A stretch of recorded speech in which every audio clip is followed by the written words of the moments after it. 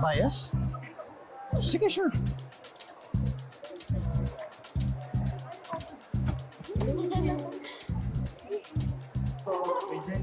Hello, Miss Megan. Big fan. What are you doing here? You're not a fan. I am a fan. Nung napanood ko yung performance nyo kanina, naging fan ako. Oh, pwede tayo mag-picture? What? Please. No. Cheese! Uy! At paki-sign din to.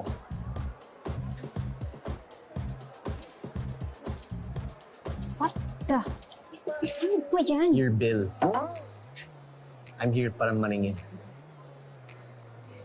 Oh my God. Fine.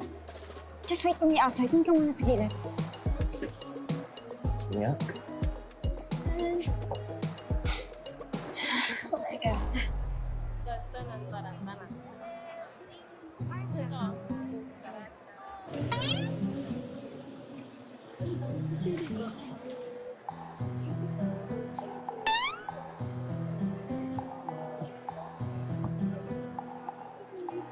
Thank you. Thank you.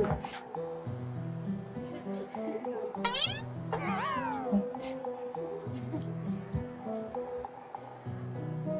Check ka lang. Ate Jane, Yes? is it okay if I speak with a friend lang? Saglit. Sure. Sige, quick lang ha. Okay. Yeah. Balik ka ulit. Okay. Agad. Okay. Picture mo po. Naghintay ka talaga, no? Ang tibay mo. Sabi mo maghintay ako. Magkano ba yan? Well, iba ang currency ko eh. Pero dahil in-entertain mo ako, bigyan kita ng discount. Bayaran mo ng kalahati nito. Tapos yung kalahati, sisinginin lang kita ng ibang way. Okay. I want you to go on a date with me. As if I'm going out with you. Pwede naman hindi.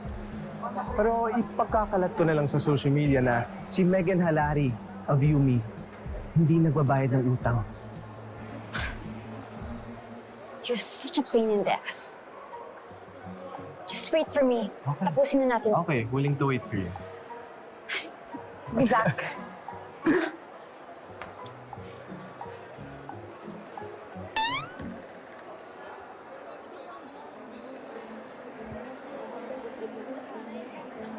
Ang iingay naman ng mga fans ng fake winners. Ang ingay naman ng mga fanay ng palaos ng girl group. Laos? International kami. Kayo pang national. Not even. Baranggayan lang kayo. Leader nyo, problematic. Homophobic. At lahat, pati kaibigan pa ipinapahiya. Di yan totoo. May naninira lang kayo ni Jenny. Siguro, kayo yung may pakana dahil hindi nyo matanggap na irrelevant na mga idols mo.